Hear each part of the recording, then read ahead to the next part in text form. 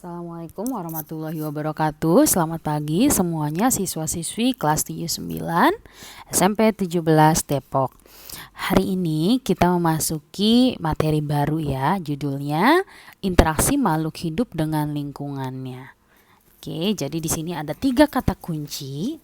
Yang pertama adalah interaksi, yang kedua ada kata kunci makhluk hidup, dan yang ketiga lingkungan. Nah, seperti apa sih gitu ya interaksi makhluk hidup dengan lingkungannya? Kita akan lihat lebih lanjut. So, sebelum masuk ke materi yang lebih dalam, kita harus tahu dulu apa sih lingkungan gitu ya. Nah, di sini ada pengertian yang perlu dipahami mengenai lingkungan dan juga ekosistem. Karena terutama ekosistem ini istilah yang akan sering kita gunakan gitu ya. Yang pertama, Ibu akan coba jelaskan kepada anak-anak mengenai lingkungan. Kalau kita ngomong lingkungan tempat kita tinggal, berarti adalah segala sesuatu yang ada di luar dari tubuh kita, ya enggak? Ada saudara kita, ada udara, pokoknya yang ada di luar dari tubuh kita, gitu ya. Itu dinamakan lingkungan. Semua yang ada di luar tubuh individu. Nah, masih ingat nggak individu atau organisme itu apa? Nah, ya, makhluk hidup maksudnya. Jadi, semua yang ada di luar tubuh individu itu disebut lingkungan. Yang kedua, ekosistem. Apa sih ekosistem? Nah, ekosistem itu dari kata eco bahasa Inggris, eco. Sistem, ekosistem. Jadi ekosistem itu adalah di mana terjadi interaksi antara MH itu makhluk hidup ya, dengan lingkungannya. Jadi ekosistem adalah suatu tempat di mana terjadi interaksi antara makhluk hidup dengan lingkungannya. Itu adalah ekosistem. Jadi bedanya gitu ya. Lingkungan itu semua yang ada di luar dari tubuh kita, sementara ekosistem itu adalah suatu tempat atau lingkungan gitu ya, di mana di dalamnya ada interaksi. Interaksi apa sih Bu? Interaksi itu adalah hubungan ya, berinteraksi kayak kamu ngobrol sama teman kamu dibales, dijawab gitu kan, itu namanya berinteraksi. Tapi kalau kamu ngobrol terus sama kamu nggak bales, itu berarti kamu tidak berinteraksi dengan dia ya. Jadi interaksi itu harus ada balasannya gitu ya.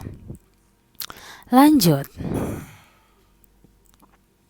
berikutnya adalah apa saja sih komponen ekosistem. Nah, di sini kita kan akan bahas banyak mengenai ekosistem. Jadi kita harus tahu dulu komponen ekosistem itu apa sih Bu Dwi. Jadi komponen ekosistem itu ada 2. Yang pertama komponen biotik dan yang kedua komponen abiotik. Bio itu artinya hidup ya, artinya hidup. A itu kalau ada di depan tuh artinya tidak. Nah, bio hidup. Berarti untuk komponen biotik itu artinya adalah komponen yang merupakan makhluk hidup, sementara abiotik komponen yang merupakan benda tak hidup. Contohnya apa sih komponen biotik? Contohnya ada hewan gitu ya. Ada tumbuhan, apalagi? Ada manusia, semut, pokoknya semua yang merupakan makhluk hidup. Sementara komponen abiotik itu yang tidak hidup, contohnya apa misalnya?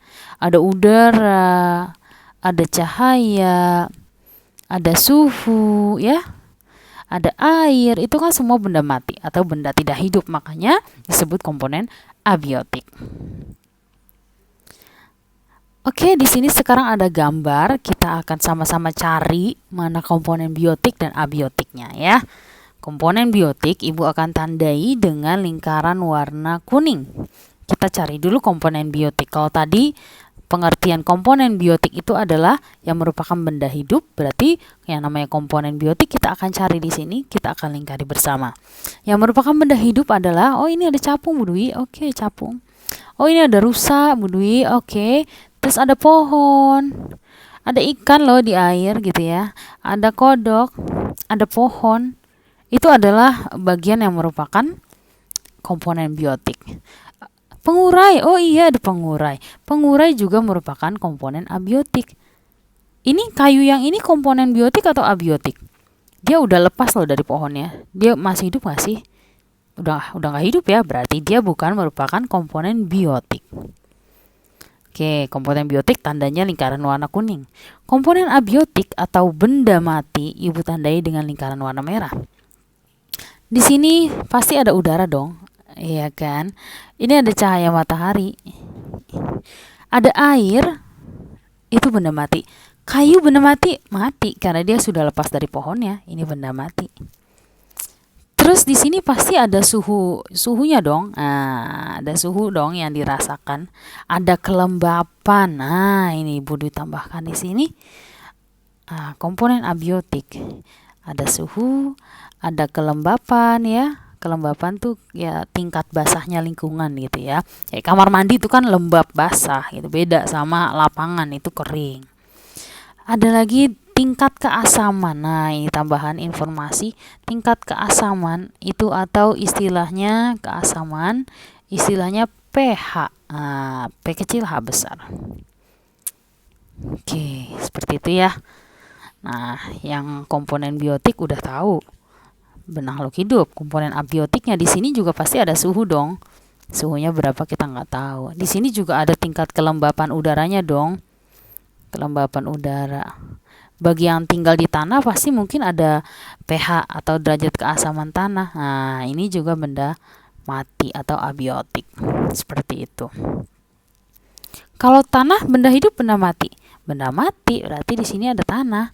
Ini juga merupakan abiotik. Kita lanjut ya.